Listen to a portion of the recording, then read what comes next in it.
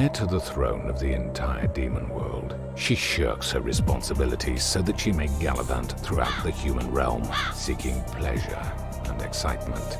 But do not misjudge her. Beneath her beautiful flesh lies the soul of a demon as powerful as any ever known, and she is willing to bear all. I'm sure you've seen this character before, or at least her outfit. You probably encountered her name as well if you've seen her before. Her name is Morrigan Aensland and she's all over the internet. When you follow some artists on social media, you probably notice certain hypes around characters. For example, when Zenless Zone Zero came out, your timeline was probably filled with illustrations from Grace, Nicole or Alan. And I'm not saying this is a bad thing. When something new comes out that excites me, I dive nose deep into it and enjoy the heck out of it. I'm just saying this because I kept seeing Morrigan everywhere.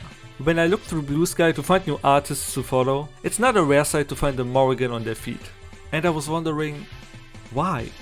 Who exactly is she that she gets drawn and referenced all the time? So I decided to look deeper into her popularity, where she came from and what exactly makes her iconic.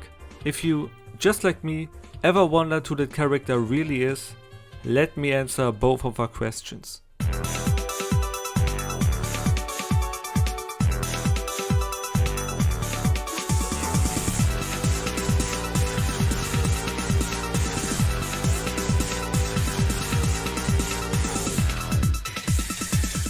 In 1994, Capcom released a fighting game called Darkstalkers The Night Warriors, or Vampire the Night Warriors in Japan. Vampire is the Japanese name for the Darkstalker series, so just keep that in mind for later. The characters for this game were supposed to be based on folklore from all over the world. A few examples are a Bakeneko named Felicia and a Chinese Jiangqi named Lele. There was also a vampire called Dmitry Maximov. I'm pointing him out because Morrigan was supposed to be a female vampire at first. Capcom's former producer Alex Jimenez then suggested to turn into a succubus since the game already had a vampire. Her final design was made by Hiroshi Shibata. I just wanted to say his name to thank him for this. When the game hit the arcade, it was pretty successful with 24,000 sold units and high rankings in the GamestMagazin 6 months later. 4th place is one of the most successful games of the year.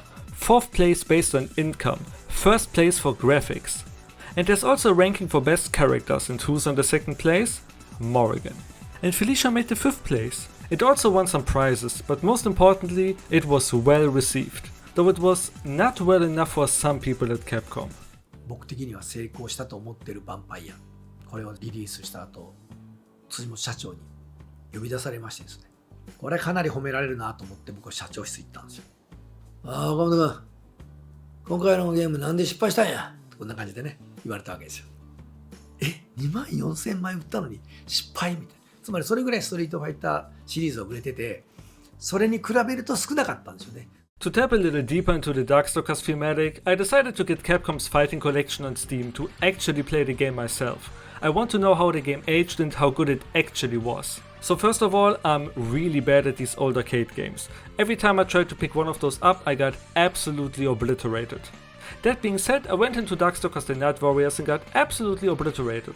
The art and animation is really good for the time, and I instantly understood all the praise it got when it first released. The game itself is pretty fun. That's what I would be saying if I could actually know what I was doing. I think I was never button mashing that hard in my life before, but my playstyle actually improved that way.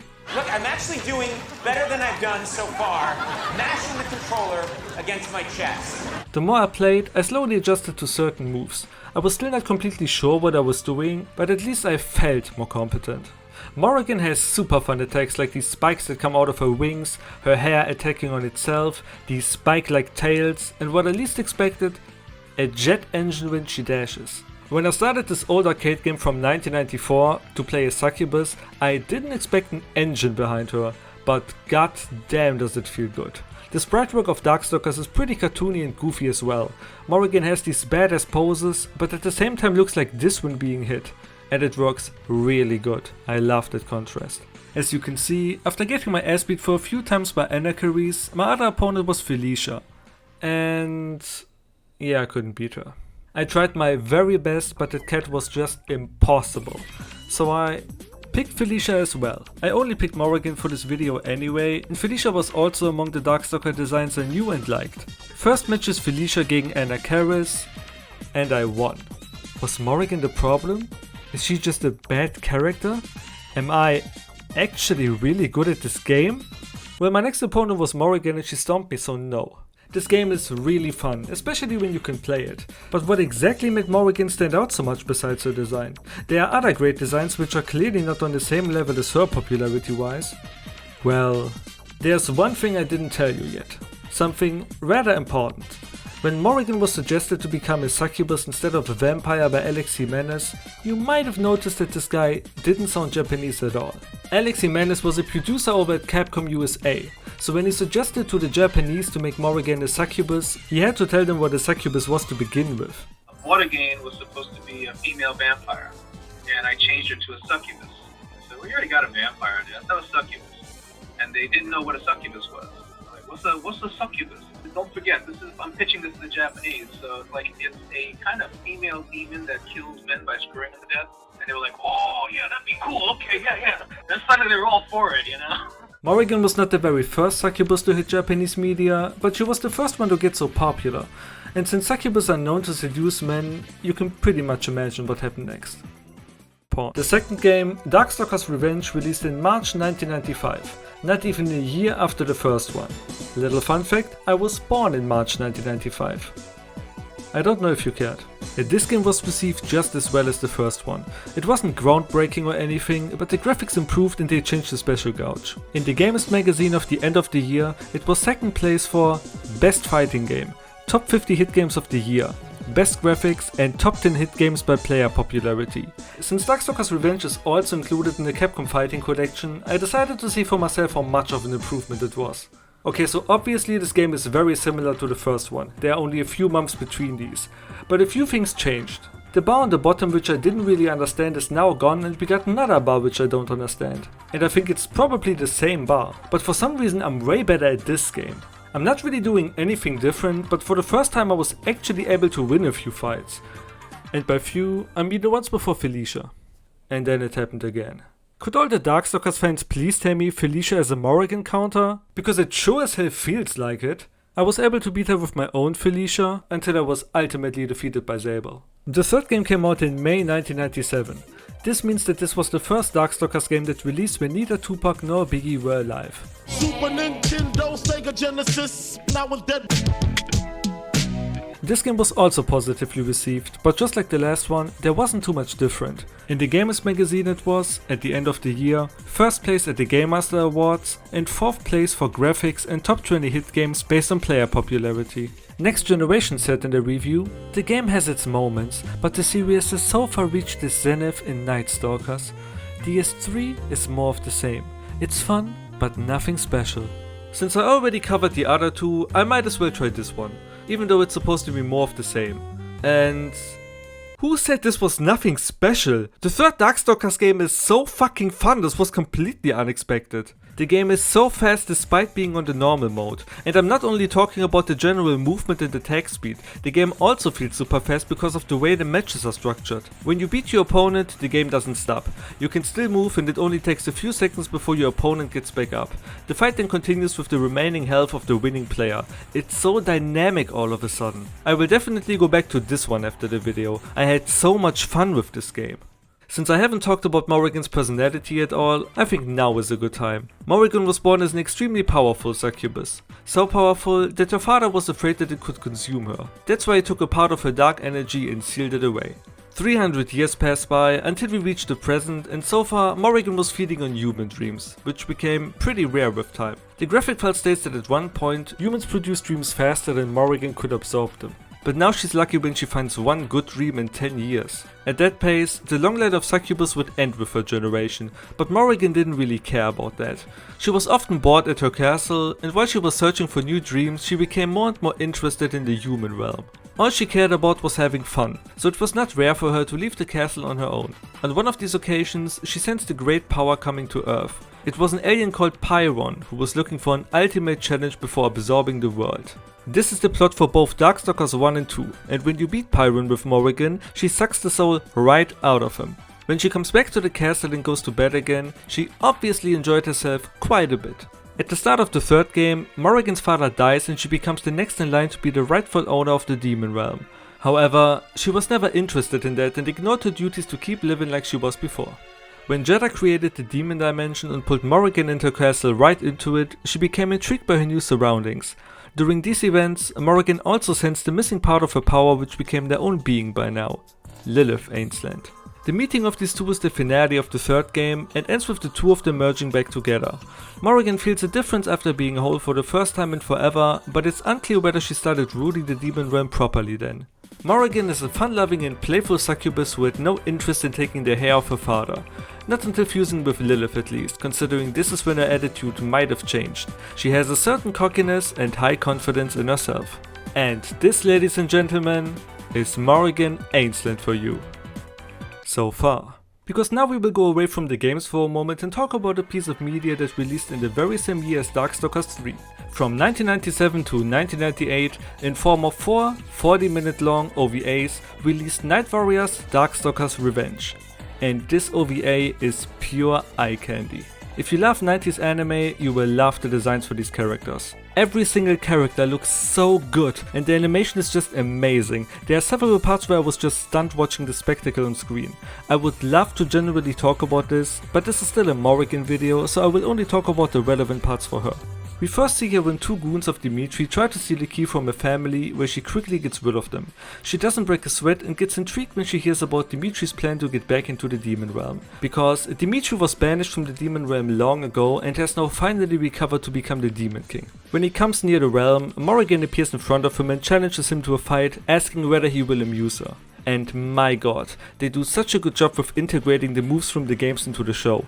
Dimitri's and Morrigan's fight is just great, with many badass moments. Despite Dimitri being banned from the demon realm, the chemistry between these two feel more like two friends meeting after a long time. Both of them want to win the fight, but there's not a single moment of bad blood. When Pyron's robots appear, they instantly start attacking them, and Morrigan even helps Dimitri without anyone ever asking for it. Later, Morrigan finds out more about these robots and goes back to Dimitri to tell him about their origin.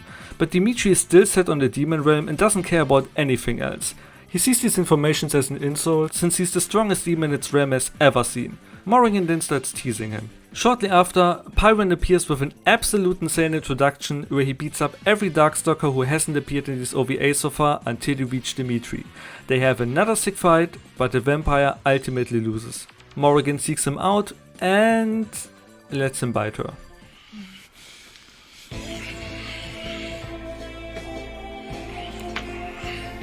Strange. Here I thought I could never be attracted to anyone but a strong man. That is because you must somehow sense that I am your future. My future? I am he who shall become king over all the demon world. It may be you're right. So, that's pretty much it for Morrigan. She fell in love with Dimitri due to him being a strong man and decides to let the humans do the final battle. I can't help but dislike the way Morrigan is portrayed here. Don't get me wrong, this is just my opinion, but she feels way too submissive. In the games, she doesn't even care about her duties, so falling in love with a strong demon to be a future king kind of feels out of character. In Dimitri's ending in Darkstalkers 3, he wants to absorb Morrigan and she turns into stone. And he tells her that he can wait, so now she's softlocked in the timeline and will die once she becomes normal again. Demigan is not my ship. But I think we can't talk about out of character in this case. This is rather a case of two different Morrigans. Morrigan from the games and cool submissive housewife Morrigan from the OVAs. But as much as I dislike the way she's in this, I love everything else about this. The other character arcs are great. Lele and her sister are probably my two favorites in this, and Donovan has a great story. I'm glad that Darkstalkers has a good anime and no embarrassing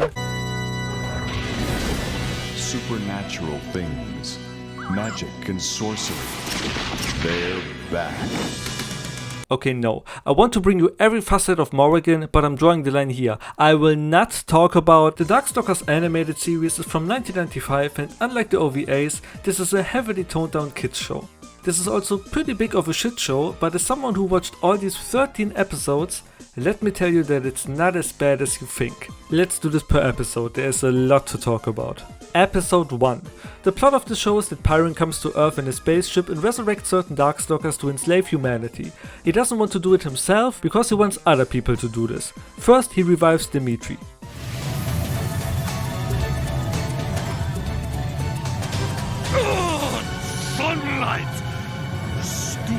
idea when I find out who did this. Dimitri in this show is constantly angry and it's super funny. Morrigan is the second one to be revived. Where am I? And what year is this? Why am I even asking? I guess I'll find out. Morrigan and Dimitri become Pirates commanders, and you could argue that these two are the real protagonists of the show. They both hate each other with a passion and don't miss a chance to start a fight. Just so you know, for the next episodes, there's a new character called Harry whose ancestor was a strong magician. That's the setup. Let me show you Victor von Gerdheim's intro to set the mute for the next few minutes. I don't want the world. I just want to be left alone. Episode 2. In this episode, Morrigan wants the ring to become more powerful since she's also a magician in this show. Just like Harry, this episode definitely managed to capture the feeling of playing the game for me. Then we have Morrigan with a giant hand bitch slapping, a fart spell in her face, and two funny exchanges between characters. She was taken by that whatever she was. Succubus. I'll say she does. Got any handy dandy teleportation spells in your pocket? No, but I've got the next best thing. Dad's credit card. Episode 3. That one is a fever dream and I still don't understand what happened. So, first of all, Riku is the only merman left and Anna Karis randomly says, "For a fishman, you are strangely attractive." And in a flashback before, another merman also heard, "Even though you are curiously attractive for a scaly freak." I looked it up and nobody knows why this happens, because it happens several times in this show and I just don't know why. Anyway, Riku has a crystal that Pyron wants, and when Morrigan disguises herself as a mermaid, she says, I am called Delphine. That's literally dolphin in German. Riku instantly thinks about repopulating his species, and apparently he can make SpongeBob dolphin sounds. Then there's this classic clip of Morrigan and Dimitri being defeated by cats, and Anna Karis kisses Felicia in one hell of an uncomfortable scene. Episode 4. The episode starts with Victor and his butler Klaus talking in a German accent. Klaus, did you get the catnip too? Yeah, master. 10 years of business college for this. Why couldn't great-great-grandpapa Igor have been a peasant like everyone else? Be honest with me. Do I sound like that? Is it that bad? This is also one of the 2 episodes where every Darkstalker is featured, but it's the first one that bored me. I think there's a meme sound when Harry walks against Sasquatch. And then Klaus walks on the broomstick like a fucking idiot. 7. Episode 5. Legit episode, but nothing funny or relevant happening. But out of all the characters, I think Zabel feels the most appropriate to be in this. He also had 2 funny exchanges. You're a bad actor! Bad actor? Ooh, is that supposed to make me lose my temper? Well, it did! Look at my reviews! They were raves! I bet you wrote them yourself! Only the good ones. Episode 6. Riku is on screen and it happens again. I am not evil. I do not believe you, though you are strangely attractive for a fishman. Then we get introduced to Lele and her backstory. And her backstory is pretty wild. He chased us. We ran as fast as we could, but Mei Ling, we caught her. A few minutes later, we get a flashback to that, but this time it's an adult version for some reason.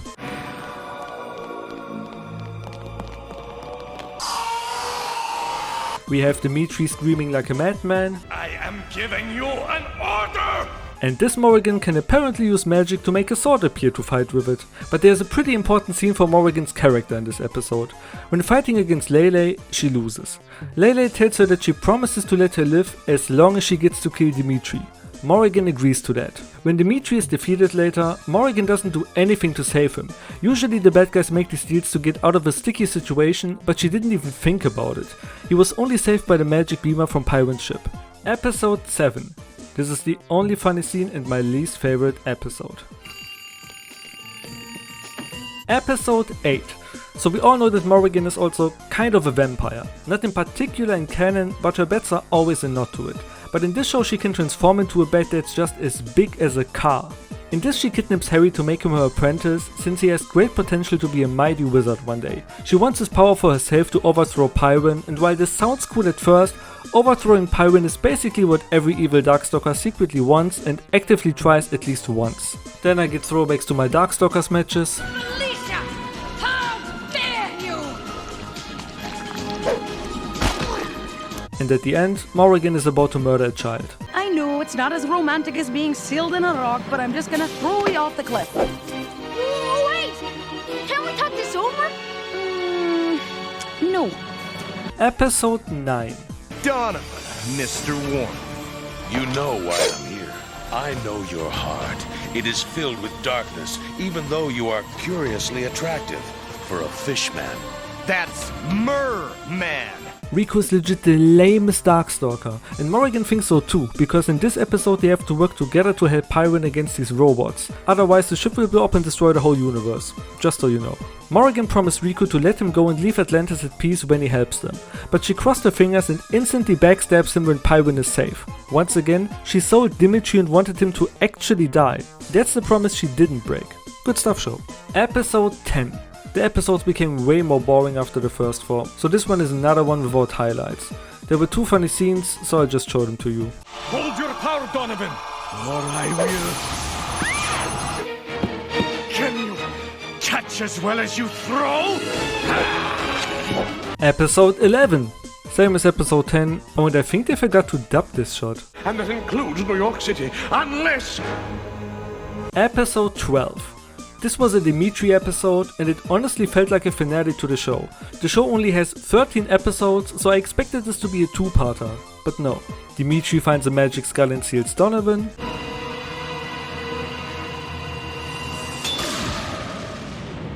And then Felicia does Felicia things. At the end, Harry makes the perfect reference to a Bleach moment, which I don't want to spoil for everyone who hasn't read the manga, but everyone who did will get what I mean. They also act like this is a big turning point and Harry will be super strong from now on. But... Episode 13. No connection to the last one. This is the last episode and it is about Pyron's ugly yellow brother who wants to see how conquering the world goes. In the beginning is a scene where Morrigan and Dimitri get interviewed. Welcome back to the world of the weird, and we're talking about evil. Yes, evil, my favorite subject. Oh, not that you know anything about it. I know more about evil than you can imagine. Oh, he read a book once, folks. While you pathetic dabbler. Fat-faced fool!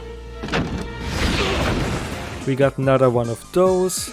You are curiously attractive for a fishman. So I've been told. And I think someone fucked up the dubbing when the robot keeps talking but Dimitri moves his lips. He should be allowed to fight for it, and I shall go. I can't protect you over there. And this line right here also aged terribly. Tomorrow, back to world conquest. And this is the very last scene, which sums up the show pretty good.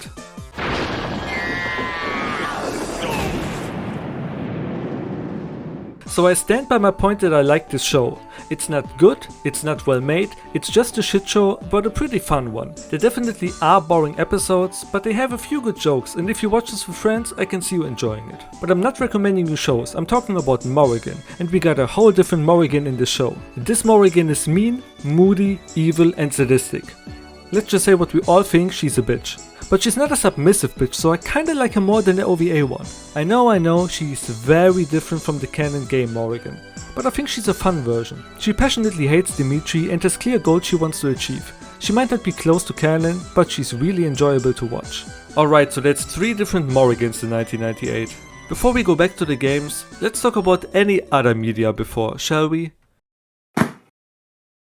Time to read the Darkstalkers comic series from 2004. Once again, I will only talk about the Morrigan parts, but there are also stories for Donovan, Victor, Felicia and John. Now that we got this out of the way, let's start. So the comic begins with Morrigan's backstory when she was just a baby and her father foresees a future. In this future, she grows up with her full power and fights against Dimitri for the throne of the demon realm. He says that her opponents will underestimate her and not see her true strength beyond her looks, and that this will be their downfall. But he also sees that she's not ready for this kind of power and that it will eventually destroy her. That's why he takes a part of her power and seals it off until she's ready for it. So all of this is pretty much like in the games. Next we get a glimpse of Pyron who's about to travel to Earth and a few men in a bar who talk about the Darkstalker activities lately. The old man telling the story even mentions how he saw a succubus who was just playing with her victims for fun. Another man obviously doesn't believe the story and meets a lonely woman on his way home. She lost her husband and had no place to stay, so the guy offers her to stay at his house. You might think that he had second thoughts, but he had noble intentions. He gave her his bed and was sleeping on the couch. When she woke him up to thank him, he even told her that he didn't do it for that. The woman, however, then reveals herself to be Morrigan and sucks him dry, leaving his dead body at his house. Right after that, she sneaks back into her castle, where both of her servants immediately find her and tell her how worried they were. Morrigan then explains that she would die if she could never leave the castle and how sweet the dreams of humans are. She enjoys to bring them happiness by ending their toil and suffering for a kiss. When her servants bring up that it's dangerous and that Morrigan's father isn't as strong as he once was, the succubus snaps for a moment, but then instantly apologizes. She thanks the servants for looking out for her and goes to sleep. We then skip ahead to an art museum, where one of the artists finds an interest in an unimpressive woman who looks at one of his paintings. He sees in her a great beauty and invites her to a meeting to become his next painting. At his house, the woman gets ready to model for him and we can see in the mirror that she's actually Morrigan. He then offers her that he works for a man who can grant her eternal youth. Morrigan has a suspicion, and when the man confirms that he talks about Dimitri, the succubus reveals herself. The two of them fight, and despite the man being half vampire himself, Morrigan makes quick work of him and reads his mind by sucking his soul out. That way, she finds out about Dimitri regaining his strength and where he's located. She returns to the castle, but first of all she finds the servants in chains as a punishment for Morrigan's little human realm trips. She comments that by saying that their life wouldn't be as fun without her, and then continues to go to her father. There he tells Morrigan again to not visit the humans so frequently, to which Morrigan responds that he's way too overprotective. Her father then begins to reveal why he acts that way by bidding his daughter into his throne room. It turns out that her father is long gone and only a shadow of his remains. He tells Morrigan that he wants what is best for the demon realm and his daughter. She needs to become a strong leader, but he will remain on the throne a little longer when she's not ready. Morrigan decides to not tell him about Dimitri's return and promises she will prove her strength. Once again, she sneaks out of the castle to take care of the upcoming threat. By using a gateway, she ends up in Paris and decides to change her appearance before traveling the rest of the way by train. In her cabin, she didn't seem to have hesitated before draining the other passengers of their life force. At her destination, we see once again her cabin, but Morrigan herself already sneaked out. She went to the place she saw when reading Dimitri's servant's mind and encounters a bunch of women. They all wear a special necklace to go through a portal, so the succubus grabs the last in line and takes her form. On the other side, she witnesses a ritual of all the women stabbing themselves so Dimitri can drink their blood. In front of her eyes, the vampire reaches his full power again. At this night, a portal opens every 1,000 years to the demon realm and Dimitri is planning to take it. Morrigan then steps in, reveals herself and starts a fight. The fight is a really cool back and forth between these two. My favorite moment is when Morrigan gets beaten and the panel in which Dimitri tries to bite her mirrors his ending from Darkstalkers 3, but when he's actually close to biting her, she splits into two and kicks him away. However, this is when the ending turns into a shit show. In that moment Pyron arrives, beats both of them, then Donovan comes in from his arc, gets beaten as well, and Anita is the one to beat Pyron. I honestly don't understand why, because Anita had a way better moment before this, but all of a sudden Pyron is beaten. While all of this is happening, the portal to the demon realm slowly closes. When Pyron was weak, Dimitri sneaks up on him and absorbs him, making him stronger than he ever was. Morrigan, however, noticed the portal disappearing and just smirks at him. She opens her own portal to go back and tells Dimitri to enjoy his time in the human realm, because no matter how strong he is, he won't be able to set a foot in the demon realm again. I think Dimitri then gets frozen and sent to space, so he's definitely out of the picture. Back at the castle, Morrigan tells her father about everything that happened. He responds that she's now ready to be whole again. He commands the servants to show Morrigan his secret before he tells his daughter she will be a great ruler, and then finally fades away. Her servants then lead her into the basement of the castle, where the rest of her power was sealed away. Or at least, where it was supposed to be. Because when they open the chest, it's empty. And this is the next page. Why does Lilith look like this? She looks like she wants to set my house on fire. Oh, and this is also the last page. This is the ending. It ends on a cliffhanger. Great, isn't it? So, I've read that this comic is pretty controversial among fans because of Morrigan's portrayal. And honestly, I don't know why. People seem to have an issue with Morrigan killing so many people and that it's completely out of character for her. But in this case I won't agree. Morrigan even states why she does it. It's just fun for her, and in her eyes she isn't killing them but releases them from their misery in a very positive way. and this is also the most succubus-like thing I've ever seen her do. We can argue whether the story of the man from the beginning is right and she was slaughtering people, but the whole part about seducing and killing people seems pretty in character to me. Morrigan goes to the human world in the gaming canon all the time to have some fun. All we do is fight other Darkstalkers, but we don't know what else she does, and she doesn't have any evil intentions. This seems to be a hot take, but it's at least the way that I see it. But I'd still say that comic Morrigan is another different Morrigan. What distinguishes comic Morrigan the most from canon Morrigan is her relationship to her father. When her father died in Darkstalkers 3, it didn't seem to have changed her at all, while it clearly moved something inside of comic Morrigan. She also seems way more likely to actually take her responsibility seriously at this point, so we end up with 4 different versions of Morrigan. I can by the way really recommend reading the Darkstalkers comic because the art style is very similar to the one in the OVAs and the story is really good. I actually like Victor now, and it's also the most fun version of Felicia I know. Alright, so now we actually do have a sequel. Despite the comic being from 2004, according to the wiki, the story is currently continuing in the form of one-shots for certain characters. These comics are super short, so this won't take long. Let's get into it and finish the comic section. The story starts in a small workshop in which an old craftsman is seen next to a bunch of puppets. He has this weird contraption on his hand and attempts to fix the puppet by touching it. No did he. The puppet is immediately repaired and an old woman is revealed to stand on the other side of the counter. She notices the contraption on his hand and turns back into her true self, Morrigan. She tells him that the item belongs to her family before she kisses and therefore kills him. The item is called the Tooth of Belial, and I think this is a good time to tell you that Belial is the name of Morrigan's father. I've been avoiding that for some reason. Anyway, she starts wearing it like a necklace and then turns towards the mirror and talks to Lilith? And then Lilith talks back to her, and she calls her Queen Morrigan, before reminding her of her duties in the castle? Wait, did I miss some? See Street Fighter vs Darkstalkers? Is that crossover canon or what? Please at least like the video for the effort. Okay, back to the ending of the first comic and start from there again. And the story begins in another castle in the demon realm. We see its lord, Ozom, who orders a servant to bring him more food. On his way to the food chamber, he gets killed by an intruder. The said intruder then appears next to the lord and reveals himself to be Jeddah. The demon is in shock to see him alive, before another character enters the picture. Gil. I legit never heard of him, I had to Google to make sure he's a Street Fighter. Jeddah then kills the demon lord to get his skull. Next we see 2 characters I've never seen before either, who are on their way to Anakaris' grave. They find him, engage in a fight, but then suddenly the Darkstalker just disappears. The reason for that turns out to be Lilith, who followed them. She takes one of the guys hostage, before disappearing with him as well. Since Lilith is a part of Morrigan, I'm going to cover her parts as well, and I think at that point in the video, if you're still invested, you'll care for Lilith's arc as well. Alright, right after Egypt we're in Hong Kong, and the art style drastically changed. You better get used to it, because this will happen a lot. Chun-Li is apparently an agent who was asked to look at a corpse in a morgue due to nobody understanding its cause of death. She tries to send something with her key and comes to the conclusion that the victim most likely has been drained of his life force. Another woman then speaks up and reveals herself to be Morrigan, telling Chun-Li that she shouldn't feel bad for him because she makes her victims feel happy before they die. She then immediately tries to kiss Chun-Li's friend as well, but the martial artist interrupts her. When the Street Fighter asks her who she is, she responds by saying, "I'm Morrigan Aensland, daughter of Belial," underlining how important her father was to her.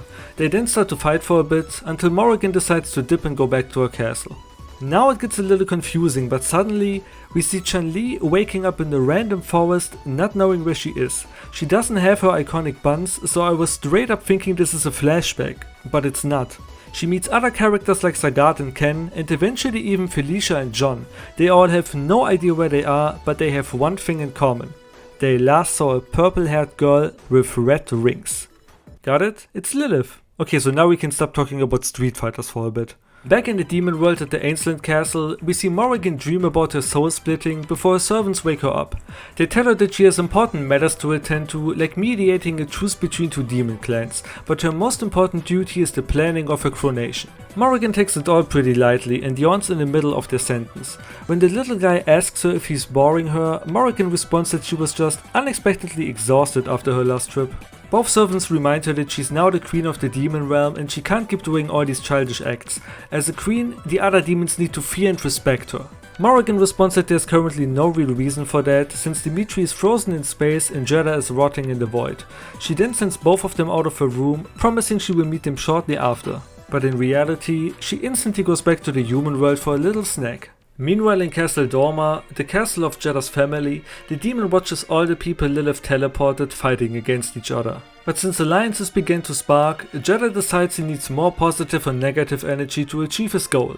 I will talk about that later in detail. That's why he gives Lilith a vial of his blood to give it to Hanya the Cursed Armor. The blood will give it a new body so it can fight against all the other teleported people. Lilith then transforms into one of the monks who currently keep the Cursed Armor under control. She quickly drains the first of them, and unlike Morrigan, she doesn't seem like she cares about the good feeling before their death. Lilith is way more ruthless and slaughters the other monks with her bare hands. The succubus reawakens the demon armor under the condition it will serve under Jedha. Hanya refuses, not knowing that he didn't really have any say in this. When he attacks Lilith from behind, she shoots a teleportation spell at him and watches him disappear. That encounter made her so hungry, she went to Brazil to look for a little snack. There she finds Oro, who is Ryu's master, I think? Lilith then teases him until they start to battle, and Oro says that he takes a liking to women with some fight in them. Lilith uses this opportunity to turn herself into different Street Fighter characters in underwear to seduce him. When he's about to be kissed, Lilith suddenly senses her and immediately leaves. She blows him a kiss, which teleports him away as well, and Ryu is left alone. Somewhere else in Brazil, two adventurers encounter an injured woman and try to help her. At this point you probably know what's about to happen, but yes, it was Morrigan. She kills the first one by kissing and the other one gets stabbed by her wing. That was pretty harsh. Anyway, then Nick Kelly appears, another character I've never heard about. Look, I bought Street Fighter 6 because of the custom character and the World Tour mode. I just need to play it. Give me some time. They have a pretty cool and hardcore fight until suddenly a third person attacks Nick Kelly. It is Lilith, who now for the first time meets Morrigan. Morrigan herself doesn't recognize her, but she's curious about her being a succubus. Lilith then straight up tells her what's up and that they were having the same dreams. She explains how her soul became self-conscious and Jedha used his blood to give her her own body. Morrigan gets pretty mad that Jedha is still alive and judges Lilith for associating with someone like that when she's truly a part of her soul. Understandably, Lilith argues that it was nice not being left alone. She planned on waiting for Jedha's plan to succeed before taking Morrigan's body, but now that she's so close, she can't wait anymore and grabs the Demon Queen. Morrigan's hair, however, then grabs Lilith at her throat. She tells her that she will not give up her body, but she also yearns to be complete and that there's that void inside her that no pleasure was able to fill. Morrigan reaches out to Lilith, telling her that they don't have to fight. Lilith takes the offer and they both share their mind. But while they were starting to merge, Morrigan sees Jedha's plan inside of her mind and pushes her away.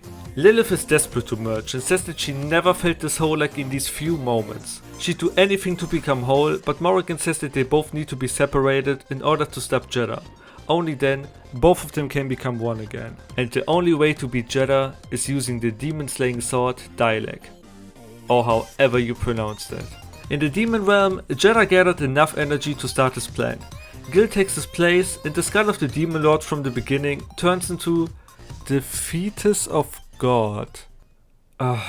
That's this thing. After seeing that abomination, we see one of the coolest things from this comic.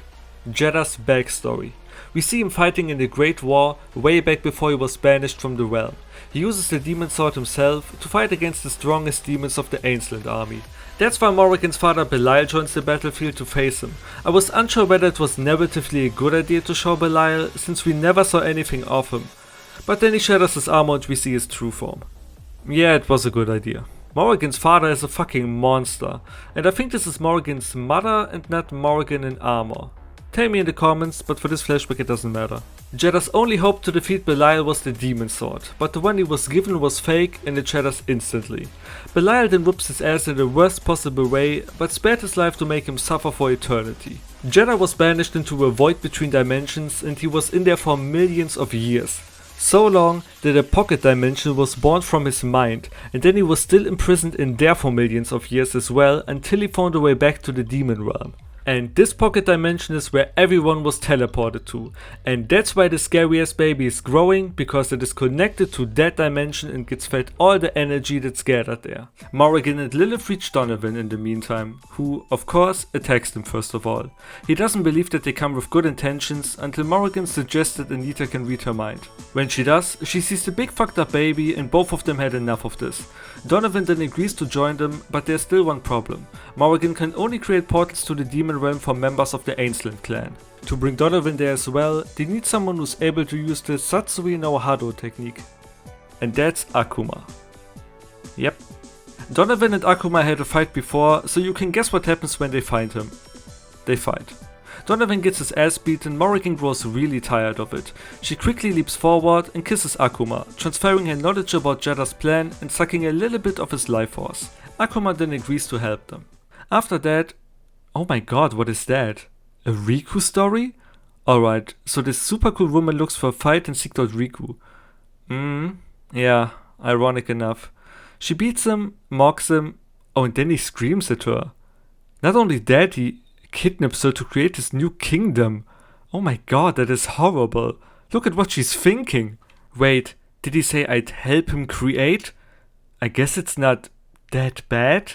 He is curiously attractive for a fish man? What? Back at Jeddah, Gil is overwhelmed by balancing the positive and negative energy, so he asks for a break. Jeddah declines and Gil gets absorbed. The baby is now pretty close to waking up.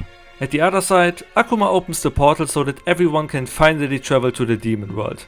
They land in front of Jeddah and Morrigan tells him that Lilith is now on her side.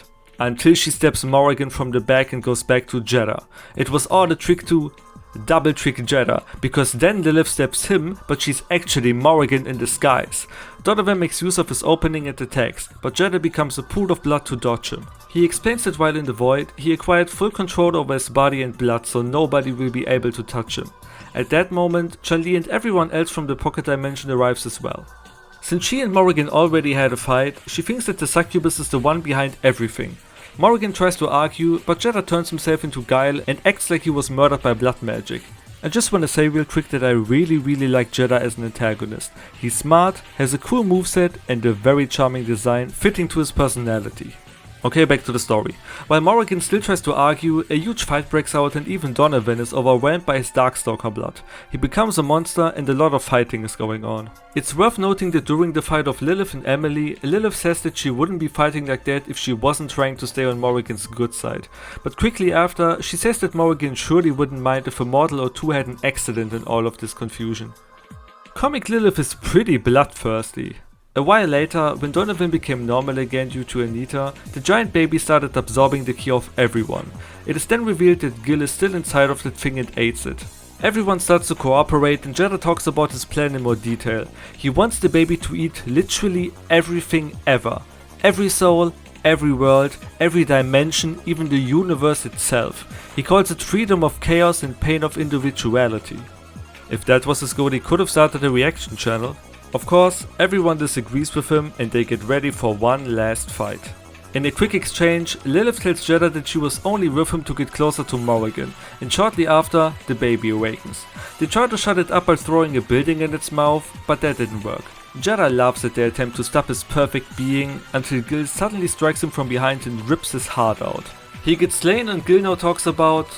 I have no idea, I don't know who he is. Some prophecy or whatever, but the point is he still uses the baby for his own goals.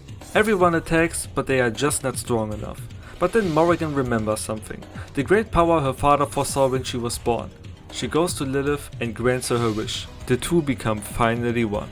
Morrigan's appearance changes, and with only one powerful soul fist, she blasts the creepy baby away.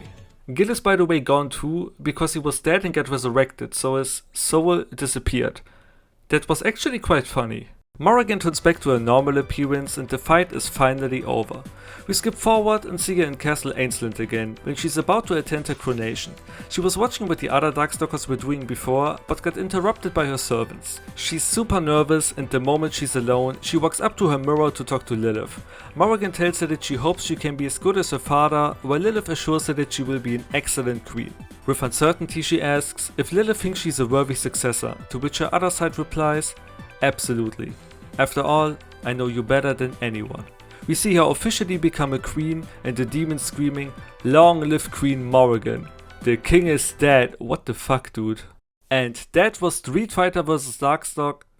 If anyone thought it was unnecessary to cover the TV show, take this. It was necessary. This Riku line is everywhere.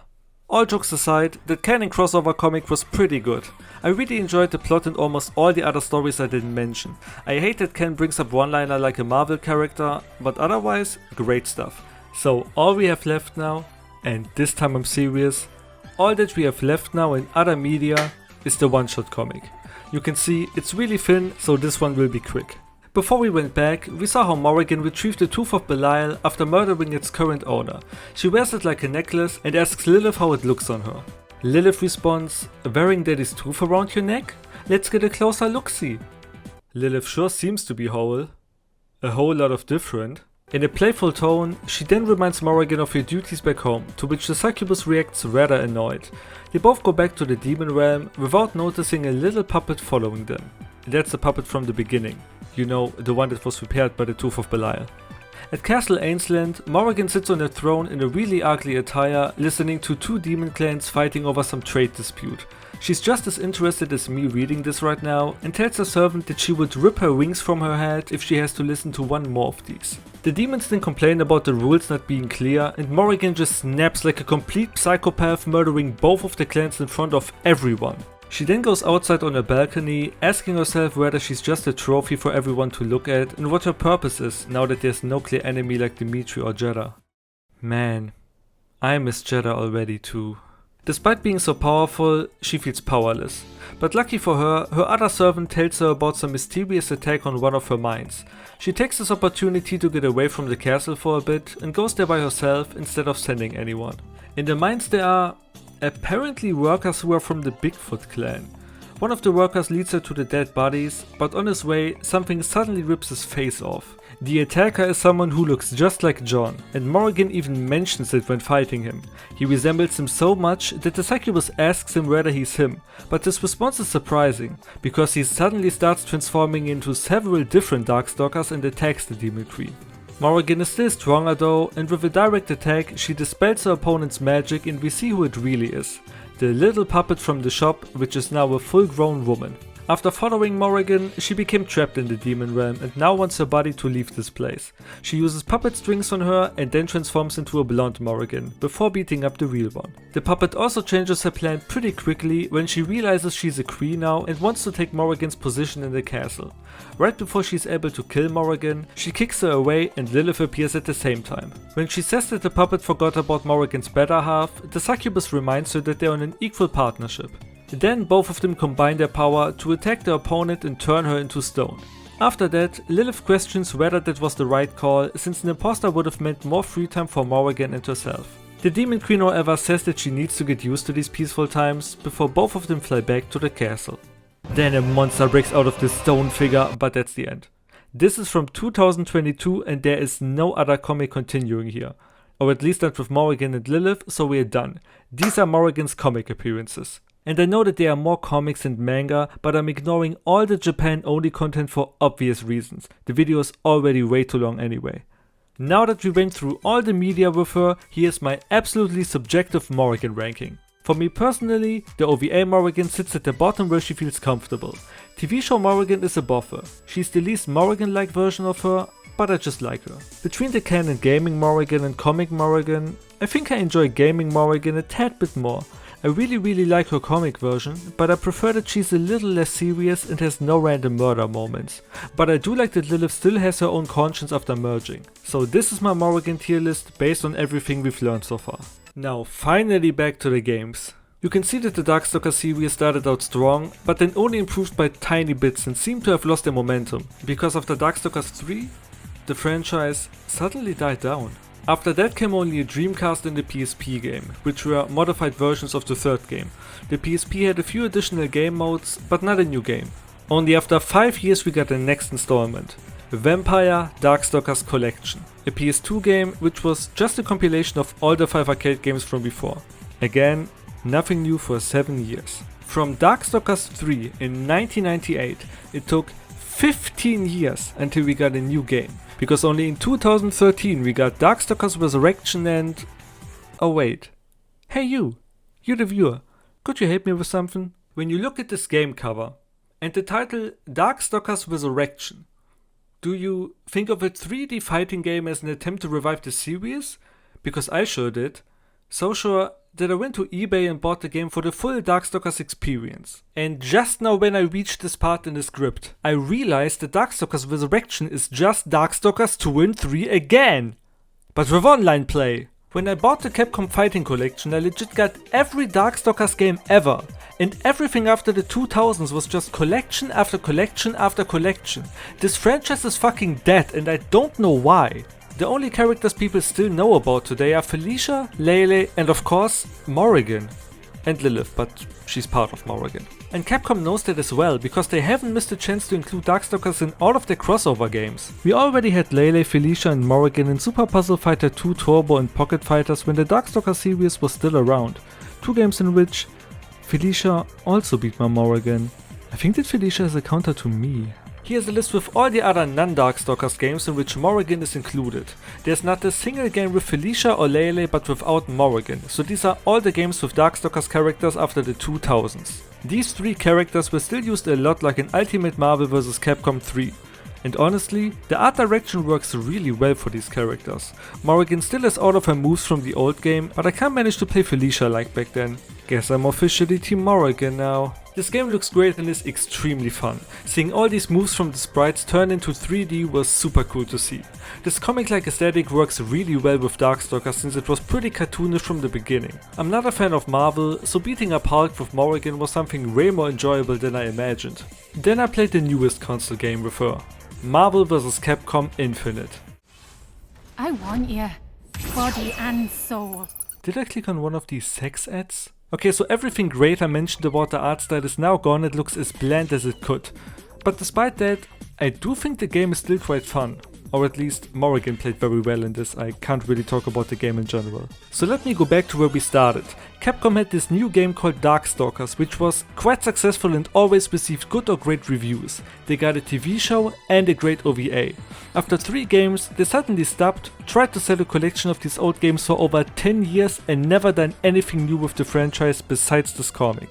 They know about Morrigan's, Felicia's and Lele's popularity, that's why they put them in every crossover game they could. But the franchise they're from is left behind. And I think that's really sad. Out of these 3, Morrigan is by far the most popular one. And even now in 2024, I keep seeing her everywhere.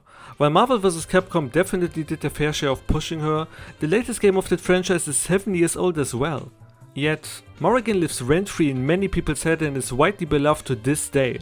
After talking about almost everything, we're finally ready to talk about the succubus on our timeline. The biggest problem of following Morrigan's popularity was definitely the time she was released, because finding art from 1994 to 1998, the peak and active lifespan of the Darkstalkers franchise, was not easy. That's why I decided to reach out to someone who was involved in the Darkstalkers fandom during that time.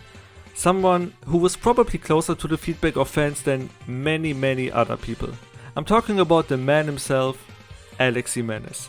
I messaged him and he was kind enough to answer every single one of my questions in great detail. So instead of an endless amount of speculations, I'll just give you my questions and his answers. In which form have you noticed that Morrigan was more popular than the other Darkstalkers? The internet was very different back then, so how did you receive feedback after the game's release? Was there something like an official mailbox for fans?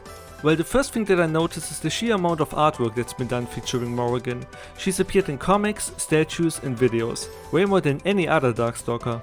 In the US, most of the feedback to the game came to us in letters. We'd get a couple of phone calls, but mostly it was letters. We never had an official mailbox, but most of the letters were graciously dropped on my desk. As my boss would say, your baby, you clean up after it. Most of them were from fans, asking for game tips and hints, or asking when the Street Fighters were going to face the Darkstalkers, but we did get a few complaints. Folks complaining that we were glamorizing evil demonic creatures, corrupting children with satanic images. It was the same thing when Dungeons & Dragons Tower of Doom was released. Most of the letters were positive though. People who enjoyed the game wanted to let us know. One other fact, before it's released, our company lawyer asked me if I really wanted to name the game Darkstalkers. They felt the name carried too negative a connotation. How was the initial reception of Darkstalkers the Night Warriors when it first released in the US? The reaction to Darkstalkers was very positive.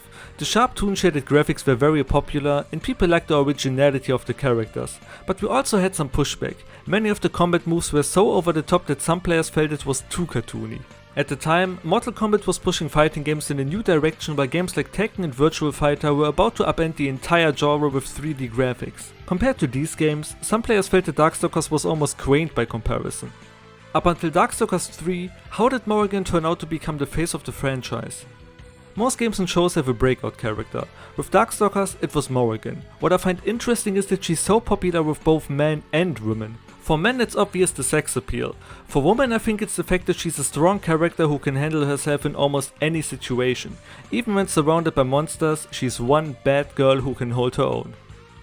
Was Lilith Aensland another one of your suggestions, or was she a result of Morrigan's popularity? Lilith was created after I left Capcom, so no, she wasn't mine. And yes, I think she was the direct result of Morrigan's popularity. That said, I feel the character is a great addition. She adds a lot of depth to Morrigan's story. After suggesting that Morrigan becomes a succubus, did you have any involvement in creating her story and personality? I worked on the backstory for all the Darkstalkers. I made her Scottish because I've dated several Scotswomen, and if there's one thing I learned, it's never take off a Scot. I took her name from the Celtic goddess and ancient Scottish queen. Using that as our base, we went to create the rest of her story. I wanted her to be beautiful but strong. When I saw the concept art for her, I knew we were on the right track.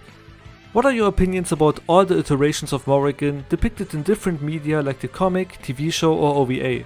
I've enjoyed most of the depictions of Morrigan, the US cartoon being one of the few exceptions.